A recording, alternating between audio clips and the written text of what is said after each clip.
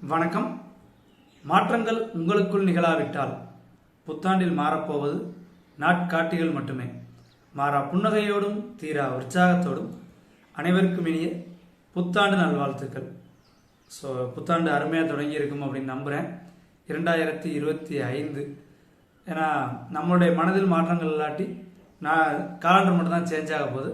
So நம்ம தினசரி வாழ்க்கையில் டெய்லி ஆக்டிவிட்டீஸில் நிறைய விஷயங்களை மாற்றிக்கிட்டு நல்லபடியாக முன்னேறி போகணும் அப்படிங்கிற எண்ணத்தோட இந்த வருடத்தை தொடங்குவோம். இந்த 2025 நான் வாசிக்கணும் அப்படின்னு விரும்புகிற புத்தகங்களை தான் இந்த வீடியோவில் பார்க்க போகிறோம். To be read books of 2025. ஏன்னா 2024 பார்த்தோன்னா ஒரு 8 புத்தகம் லிஸ்ட் எடுத்து வச்சாச்சு. 24 நிழலின் தனிமை, Gopalla Gramam, Kuttraparambarai, Kalapani, caste in India, Manipallavam, விக்ரமாயுதன் கதைகள், யோகியின் சுயசரிதம், இந்த 8 புத்தகங்கள் வாசிக்கணும் அப்படின்னு 2024 பிளான் பண்ணியிருந்தேன். ஆனால் இதில் 2 தான் வாசிக்க முடிஞ்சிச்சு. நிழலின் தனிமையும் கோபல்ல கிராமம், இந்த 2 புத்தகங்களை தான் வாசிக்க முடிஞ்சிருந்துச்சு. ஸோ இந்த வருடம் 2025க்குன்னு ஒரு 10 புத்தகங்கள் பிளான் பண்ணியிருக்கேன். வாசிக்க முடியுதா அப்படின்னு பார்ப்போம். அந்த 2024 2 வாட்சது போக பாக்கி 6 இருந்துச்சு இல்லையா, அதுலேருந்து 2 புத்தகங்கள் எடுத்திருக்கேன். ஒன்று காலாபாணி, ராஜேந்திரன் ஐஏஎஸ் அவர்கள் எழுதியது. ஏன்னா போன வருடம் இவருடைய இன்னொரு புத்தகம் ஒரு கட்டுரை தொகுப்பு நம்ம சேனலில் வாசிச்சுட்டு சொல்லியிருந்தேன், யானைகளின் கடைசி தேசம் அப்படின்னு சொல்லிட்டு. ஸோ திருப்பியும் இது காலாபாணி வாசிக்கணும் அப்படிங்கிற ஆர்வம் வந்திருக்கு. அதனால் இந்த வருடத்துக்கு திருப்பி இந்த புக்கை கொண்டு வந்திருக்கேன். அடுத்தது குற்றப்பரம்பரை, வேல ராமமூர்த்தி அவர்கள் எழுதிய புத்தகம். ஸோ இந்த புத்தகத்தையும் போன வருடம் வாசிக்க பிளான் பண்ணி வாசிக்க முடியலை. ஆனால் இந்த வருடத்தில் வாசிக்கணும் அப்படின்னு நம்பியிருக்கேன். இது போக புதுசாக இந்த வருடத்துக்கு லிஸ்ட்டில் ஒரு 8 புத்தகம் சேர்ந்துருக்கு, மொத்தம் 10. அதை பற்றி பார்க்க முடியாது சில அறிவிப்புகள், முக்கியமான விஷயங்களை சொல்லிடணும். ஃபர்ஸ்ட் விஷயம், சென்னை புத்தக திருவிழா குறித்த வீலாகில் கிட்ஸ் சில்ட்ரன்ஸ் ஸ்டால் தனியாக காமிக்கிறேன்னு சொல்லியிருக்கேன். அது நிறைய பேர் கேட்டுக்கிட்டே இருக்கீங்க. But continuous editing work, continuous ஒர்க்னால பண்ண முடியல. நாளை அல்லது நாளை மறுநாள் வியாழன் அல்லது வெள்ளிக்குள்ள இந்த சிறுவர்களுக்கான சிறப்பான அந்த ஸ்டால்கள் நான் வீடியோ போட்டுறேன். ஏன்னா வெள்ளிக்கிழமை நீங்கள் புக் ஃபேர், ஒரு வீக்கெண்ட் புக் ஃபேர் போகிறதுக்கு ரொம்ப யூஸ்ஃபுல்லாக இருக்கும். அதே மாதிரி என்னுடைய புக் செல்ஃப் இந்த இருக்குது. ரொம்ப காலமாக ஒரு 2 வருஷமாக நிறைய பேர் கேட்டுக்கிறீங்க. அதையும் இந்த சென்னை புத்தக திருவிழா 2025 முடிகிறதுக்குள்ளே காமிச்சிடறேன். ஏன்னா இப்போ தான் நிறையா புத்தகத்தில் கொஞ்சம் கொஞ்சம் கலைச்சி வச்சுருக்கேன். அடுக்கி முடிச்சிருவேன் அப்படின்னு நம்புகிறேன். சரி, அடுத்தது பார்த்தோன்னா என்னதான் நம்ம வீலாக்கில் சொல்லியிருந்தாலும் சில நண்பர்கள் சில சந்தேகத்தை கேட்டிருந்தீங்க. சென்னை புத்தக திருவிழா 2025 டிசம்பர் 27 ஜனவரி 12 வரை நடைபெறுது. அனைத்து நாட்களும் உண்டு, சனி ஞாயிறு விடுமுறை கிடையாது. அது மட்டும் இல்லாமல் அந்த வார இறுதி நாட்களில் பார்த்தோன்னா காலைல 11 மணிலேருந்து இரவு 8:30 வரையும் இருக்கும். வார நாட்களில் பார்த்தீங்கன்னா திங்கள் டு வெள்ளி பார்த்தீங்கன்னா 2 மணிக்கு தான் ஆகணும். 2 மணிலேருந்து ஒரு 8:30 மணி வரையும் இருக்கும். இதில் சென்னை புக் ஃபேரை பொறுத்தவரை நமக்கு 10 ரூபா என்ட்ரி டிக்கெட் உண்டு. அது மாதிரி எல்லா ஸ்டால்லையும் குறைஞ்சபட்சம் 10% டிஸ்கவுண்ட் உண்டு. ஸோ இது கூடுதலாகவும் கொடுப்பாங்க, குறைஞ்சபட்சம் 10% உண்டு. போய் சேர்றது எப்படி அப்படின்னு கேட்குறீங்க. வெளியூர்லேருந்து வர்றவர்கள் உங்களுக்கு நந்தனத்துக்கு எல்லா பக்கமும் கனெக்டிவிட்டி உண்டு. மெட்ரோ ஸ்டேஷன் நந்தனம் பக்கத்தில் இருக்குது, ஒய்எம்சிஏ கிரவுண்ட் பக்கத்தில் இருக்குது, பஸ் ஸ்டாப்பும் இருக்குது. எலக்ட்ரிக் ட்ரெயின் மட்டும்தான் உங்களுக்கு கிடையாது. ஸோ சென்னையில் நீங்கள் எங்கே போய் இறங்குறீங்க, தாம்பரத்தில் இறங்குறீங்க, கிளாம்பாக்கத்தில் இறங்குறீங்க, கோயம்பேட்டில் இறங்குறீங்க, எப்படி இறங்கினாலும் பஸ் மற்றும் மெட்ரோ ட்ரெயின் 2 கனெக்ஷனுமே இருக்குது, ஈஸியாக போயிடலாம். ஸோ இது முக்கியமான அறிவிப்புகள். அப்புறம் இந்த புக் ஃபேரில் சென்னை புக் ஃபேரோட கடைசி நாள் நான் ஒரு வாட்டி வரலாம் அப்படின்னு இருக்கேன், ஜனவரி 12. நான் அதை கன்ஃபார்ம் பண்ணிட்டு இன்னொரு வீடியோவில் சொல்கிறேன். நீங்கள் வாய்ப்பு கிடைக்கிற நண்பர்கள் வாங்க. அதே மாதிரி புக் ஃபேரில் நீங்கள் வாங்கிய புத்தகங்கள் அல்லது இந்த வருடத்தில் நீங்கள் படிக்கணும் அல்லது நம்மளுடைய நேயர்களுக்கு பரிந்துரை பண்ணணும் அப்படிங்கிற புத்தகங்களை கமெண்டில் சொல்லுங்கள். ஒரு 2-3 புத்தகம் சொல்லுங்கள், ரொம்ப வேணும். ஏன் அதை 2025 வாசிக்கலாம் அல்லது இந்த புத்தகம் ஏன் பெஸ்ட், அந்த மாதிரி கொஞ்சம் கமெண்ட் பண்ணுங்கள். ஏன்னா புக் ஃபேர் வீலாக்கில் நீங்கள் கமெண்ட் பண்ணிக்கலாம், நோட் பண்ணியிருக்கேன். அதையும் இப்போ நீங்கள் சொல்கிற புத்தகங்களையும் பற்றி நம்ம தனி வீடியோவில் போடுறோம். தனியாக ரீடர் சஜஷன் அப்படின்னு போட்டுருவோம் அல்லது நம்ம வியூவர் சஜஷன் போட்டுருவோம். ஏன்னா இன்னும் ஒரு 10 நாள் இருக்குது புக் ஃபேர் போகிற நண்பர்கள் அதை நோட் பண்ணிட்டு போய் வாங்குறதுக்கு ரொம்பவே யூஸ்ஃபுல்லாக இருக்கும். சரி, இப்போ புத்தகங்களுக்கு போயிடலாம். இந்த வருட புத்தகங்கள் ஏற்கனவே 2 புத்தகம் பார்த்தாச்சு. குற்றப்பரம்பரை, காலாபாணி போன வருடம் முயற்சி செய்து முடியாத புத்தகங்கள் இந்த வருடம் வாச்சிடலாம் அப்படின்னு. அடுத்ததா நீர் எழுத்து, தமிழகத்தின் தண்ணீர் ஆவணம், நக்கீரன் அவர்கள் எழுதியிருக்காரு. 2024 டிசம்பரில் பார்த்தோன்னா புட்டி நீர், நக்கீரன் அவர்கள் எழுதியது, அதை பற்றி வாசிச்சிருக்கோம். ஸோ அதோட தொடர்ச்சியாக இந்த நீர் எழுத்தையும் இந்த வருடம் வாசிச்சிடணும் அப்படின்னு நம்ம நினைக்கிறேன். அடுத்தது புதுமை பித்தன் வரலாறு, தோமு சி ரகுநாதன் அவர்கள் எழுதியது. ஏன்னா சின்ன வயசில் புதுமை பித்தன் கதைகள் படிச்சிருக்கேன், அதை பற்றி புரிஞ்சுக்கிறதுக்கு முன்னாடியே படிச்சிருக்கேன். பட் அவருடைய வரலாறு அப்படிங்கிறத நான் படிச்சேனா அப்படின்னு கேட்டால் இல்லை. ஸோ இந்த வருடம் முதல்ல புதுமை பித்தனோட வரலாறை வாசிக்கணும், அதுக்கப்புறம் வாய்ப்பு கிடைச்சா மறுபடியும் அவருடைய சிறுகதைகளை வாசிக்கலாம் அப்படின்னு பிளான் பண்ணியிருக்கேன். அடுத்த புத்தகம் ரொம்ப ஒரு முக்கியத்துவம் வாய்ந்தது அப்படின்னு சொல்லலாம். ஏன்னா ஒரு சிறப்பான காரணத்தினால பைசாசம் கோகுல் சேஷாத்ரி அவர்கள் எழுதியது, பழனியப்பா பிரதர்ஸ் வெளியிட்டிருக்காங்க. இது புதுமை பித்தன் வரலாறு பொறுத்தவரை நற்றினை பதிப்பகம் வெளியிட்டது. நீரெழுத்து நமக்கு காடோடி பதிப்பகம். சென்னை புக் ஃபேரை பொறுத்தவரைக்கும் காக்கை கூடு அந்த ஸ்டாலில் கிடைக்கிது. நம்ம வீலாக்களையும் காமிச்சிருக்கேன். சரி, இப்போ பைசாசம் ஏன் வாசிக்கணும்? தொடர்ச்சியாக நம்ம சேனல் பார்த்தீங்கன்னா தெரியும், நமது அன்பு தம்பி சூர்யா அவர்கள் பரிந்துரைத்த புத்தகம் தான் அது. அதனால் என்ன சொல்லுவேன்னா, அண்ணே நான் சொல்கிறப்ப இந்த புத்தகத்தை வாசிங்க, உங்கள் ஊர் பக்கம் நான் வர்ற எப்போ நேரம் கிடைக்குதோ அப்போ சொல்கிறேன், அப்போ வாசிங்க, உங்கள் ஊர் சார்ந்தது, ஸோ நம்ம போய் பார்க்கலாம் அந்த இடங்களை அப்படின்னு சொல்லுவான். ஆனால் நான் அப்படியே தள்ளி போய்கிட்டே இருக்கும். இப்போ ஏன் கையில் எடுத்திருக்கேன் அப்படின்னா, அவன் எங்கள் ஊருக்கு வரான்ல, அவனுடைய வாசிப்பு பழக்கம் கொஞ்சம் குறைஞ்சிருக்குது.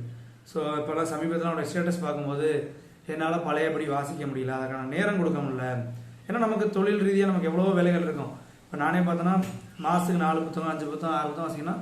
இது என்னுடைய உண்மையான கெப்பாசிட்டி கிடையாது. இதை தாண்டி நான் ஒரு காலத்தில் 10-12 வாசிச்சிருக்கேன். இன்று வேலை நிமித்தமாக நம்மளால் நிறையா வாசிக்க முடியலை. அப்படிங்கிற பட்சத்தில் அவன் ஃபீல் பண்ணி நிறையா ஸ்டேட்டஸ் போட்டிருந்தான். ஸோ இப்போ இந்த புத்தகத்தை நான் வாசித்து முடிச்சுட்டு அவனுக்கு மெசேஜ் பண்ணும், தம்பி நீ சொன்ன புத்தகத்தை நான் வாசிச்சிட்டேன் அப்படின்னு. ஸோ அது அவனுக்கு ஒரு மிகப்பெரிய உத்வேகமாக இருக்கும்.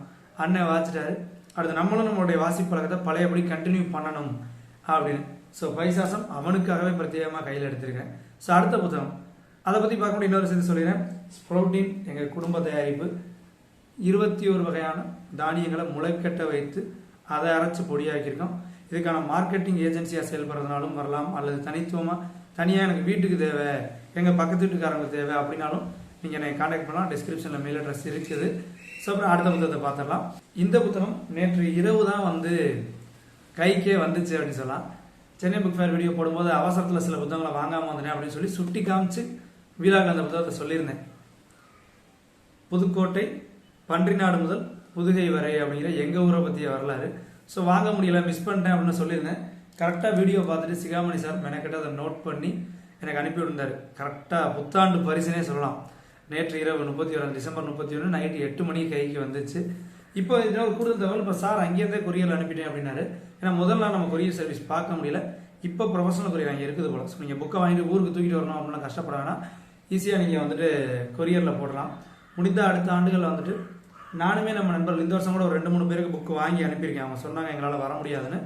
அடுத்த ஆண்டு முன்கூட்டியே சொல்லிடுறேன், உங்களுக்குலாம் என்னென்ன புக்கு வேணும்னு சொல்லுங்கள் அப்படின்னு சொல்லி நம்ம வாங்கி அனுப்பிடுவோம். நேயர் சந்திப்புக்கும் முயற்சி பண்ணுவோம். ஏன்னா இந்த ஆண்டு புக் ஃபேர் விழாக்கு முடிக்கும் போது நம்ம நேயர்கள் 3 பேரை பார்த்தேன், அது ரொம்ப சந்தோஷமாக இருந்துச்சு. ஸோ முடிஞ்ச அடுத்த வாரம் அதுக்கும் பிளான் பண்ணுவோம். அடுத்ததாக சோழகர் தொட்டி பாலமுருகன் எழுதியது. இந்த புத்தகமும் நம்ம வியூவர்ஸ் எனக்கு பரிந்துரைத்து, ஒரு ஃபேமஸான புத்தகம். ஃபஸ்ட்டு நம்ம வியூவர்ஸ் தான் நமக்கு பரிந்துரைத்தாங்கன்னு சொல்லலாம். ஒரு 2 வருஷமாகவே சொல்லிக்கிட்டு இருக்காங்க. ஸோ இந்த வருடத்துக்குள்ளே அதை வாசித்து முடிச்சிடணும் அப்படின்னு நினைக்கிறேன். ஏன்னா இதுலேருந்து பல காட்சிகள் விடுதலை படத்துலேயே வந்துருச்சு அப்படின்லாம் சொல்கிறாங்க. எவ்வளோ தூரம் வந்திருக்கு அப்படிங்கிறதெல்லாம் படித்து பார்த்தோன்னா இப்போ தெரியும். அடுத்தது கழிவறை இருக்கை, லதா அவர்கள் எழுதிய புத்தகம். இந்த புத்தகத்தை பொறுத்தவரையும் ஒரு 100% ஈடுபாட்டோடு இந்த வருடத்தில் நான் வாசிக்க நினைக்கிறேன்னா அப்படின்னு கேட்டால் கிடையாது. இதை வாசிக்கிறதுக்கு இன்னொரு காரணம், சமீபத்தில் இதை வாசித்த என்னோட நண்பர் ஒரு கருத்து சொன்னார். அதாவது ரெகுலர் ரீடர் அவர். அப்போ சொன்னார், ரொம்பலாம் பெரிய விஷயங்கள் இல்லைங்க, ஒரு ஸ்டேஜுக்கு மேலே இந்த புத்தகம் சிக்மண்ட் ஃப்ராய்ட் அவருடைய ஆய்வுகள் என்ன சொல்லுதோ அதை தான் பிரதிபலிக்குது அப்படின்னாரு. ஏன்னா சிக்மண்ட் ஃப்ராய்டோட ஆய்வுகள் பார்த்தோன்னா ஒரு கட்டத்திற்கு மேலே எதிர்பாலினங்களோட ஈர்ப்பு தான் அப்படிங்கிற மாதிரியான கருத்து எழுப்போம். எவ்வளோ விஷயங்கள் இருக்குது, இதுவும் ஒரு மைய புள்ளியாக அவருடைய ஆராய்ச்சிகளுக்குள்ளே இருக்கும். ஏன்னா அதை பற்றிய ஒரு புத்தகம், சிக்மண்ட் ஃப்ராய்டை பற்றிய புத்தகம் நீங்கள் அலைகள் வெளியிட்டகம் மொத்த தொகுப்பு இருக்குது. காலச்சுவலையும் சிக்மண்ட் ஃப்ராய்டு இருக்குது. மொத்த தொகுப்பு அப்படின்னா நீங்கள் அலைகள் வெளியிடறதுல படிக்கலாம். ஸோ அப்போ அதை பற்றி சொல்லும்போது சரி ஃப்ராய்டு என்ன சொல்லியிருக்காரு, இந்த புத்தகம் என்ன பேசுது அப்படிங்கிற ஒரு கம்பேரிசனுக்காக வாசிக்கணும் அப்படின்னு நினச்சிருக்கேன். அடுத்த புத்தகம் எழுத்தாளர் பெருமாள் முருகனுடையது, கூலமாதாரி. நான் போன வருடம் 2024 முழுக்க பெருமாள் முருகனுடைய எந்த ஒரு புத்தகத்தையும் நம்ம வாசிக்கலை. 2023 அவருடைய பூக்குழி வாட்சி நம்ம சேனல்லே ரிவ்யூ கூட இருக்குது. 24 எதுவும் வாசிக்க முடியலை. ஸோ ரொம்ப நாள் ஆச்சு பெருமாள் முருகனை வாசிக்க. நம்மளுடைய ஃபேவரட் எழுத்தாளர் மாதருபாகன், ஆலவாயன், அர்த்தனாரி, கலிமுகம், பூனாச்சி, இப்படி நிறைய பூக்குழி நிறைய வாசிச்சிருக்கோம். கூலமாதாரியும் வாசிக்கணும் அப்படின்னு எடுத்திருக்கிறேன். அடுத்த கடைசி புத்தகம் நம்ம சேனல் பார்க்கக்கூடிய அன்பு தம்பி சண்முக சுந்தரம் அவர் பரிந்துரைத்தது தான். இதில் என்ன ஒரு காமெடினா, அவன் பரிந்துரைக்கும் போது இந்த புத்தகத்தை பெருசாக நிறையா சொன்னான். சொல்லிட்டு இந்த இதை வாங்கி படிக்கணும் அப்படின்னா, நான் அந்த சொன்ன விஷயத்த நான் மறந்துட்டேன். புக் டைட்டில் மட்டும் ஞாபகம் வச்சுட்டு, ஏன்னா புக் ஃபேர் போய் நம்ம மறந்துட்டு வந்துட்டேன். இதையும் ஒரு 2-3 புக் ஃபேரில் போய் புக்கை பார்த்துட்டு வாங்காமல் மறந்துட்டு வந்துட்டேன். ஸோ இந்த மாதிரி வாங்கிடணும் அப்படின்னு வாங்கினேன். ஆனால் இப்போ வாங்கிட்டு வந்து புக் ஃபேர் விழாக்கில் போட்டதுக்கு அப்புறம் சொல்கிறான், ஆனால் இந்த புத்தகம் நீங்கள் வாசிக்கணும்னா இதுக்கு முன்னாடி நீங்கள் இன்னொரு புத்தகத்தை வாசிக்கணும்னே அப்படின்னு. ஸோ இது வந்து நிலம் பூத்து மலர்ந்த நாள், வம்சி பதிப்பகம், கேவி ஜெயஸ்ரீ அவர்கள் மொழிபெயர்த்துக்காங்க. மலையாளம் மூலம் மனோஜ் குரூர் அவர்கள் எழுதியிருக்காரு. இதை நம்ம தம்பி சொன்ன மாதிரி வாங்கிட்டோம். அந்த வாட்டி மறக்காமல் வாங்கிட்டோம். வாட்சி பார்க்கணும் அப்படின்னு ஆசையாக வீடியோவில் காமிச்சா, இதை வாசிக்கிறோம்னா இன்னொரு புத்தகத்தை வாசிக்கிறோம்னே அப்படின்னா மறுபடியும் ஒரு அன்பு கட்டளை போட்டிருக்கான். அந்த புத்தகம் ரொம்ப பெருசு. ஸோ அதனால தான் 10ஆவதாக காமிச்சிருக்கேன். இதை நான் வாசிச்சிட்டேன் அப்படின்னா உண்மையிலே நான் அந்த பெரிய புத்தகத்தையும் வாசிச்சுட்டு தான் இந்த புத்தகத்துக்கு வருவேன் அப்படின்னு ஒரு பெரிய சாதனை தான். ஸோ இந்த வருடத்தில் 10 புத்தகங்கள் இருக்குது. வாசிக்க முடியுமா? எனக்கே ஒரு மலைப்பான விஷயம். ஜனவரியில் என்னால் ஒரு புத்தகம் வாசிச்சா கூட அது எனக்கு வெற்றி தான். ஏன்னா அவ்வளோ டைட் ஷெட்யூல் இருக்குது. ஜனவரியில் 1 வாசிச்சிட்டாலே ஒரு பெரிய சேலஞ்ச். அதை தாண்டி இந்த 10 புத்தகத்தை முடிக்கிறேன்னா இந்த வருடத்துக்குள் எவ்வளோ புத்தகத்தை என்னால் வாசிக்க முடிய போகுது அப்படிங்கிறதெல்லாம் பார்ப்போம். குறிப்பாக என் பைசாசம் சொன்ன மாதிரி தான், என்னுடைய தம்பியை மோட்டிவேட் பண்ண நான் வாசிக்கிறேன் அப்படின்னு. ஸோ அது மாதிரி என்னையை மோட்டிவேட் பண்ண நீங்கள் உங்களுடைய கருத்துக்கள் கமெண்ட்ஸு நீங்கள் சில நேரம் வாசிச்சுட்டு என்னென்ன நீங்கள் வீடியோ போடணுங்கும் போது எனக்கு மோட்டிவேஷனாக இருக்குது. ஸோ ஒருவர் மோட்டிவேட் பண்ணி இந்த வருடம் முழுவதும் நிறையா வாசிப்போம்.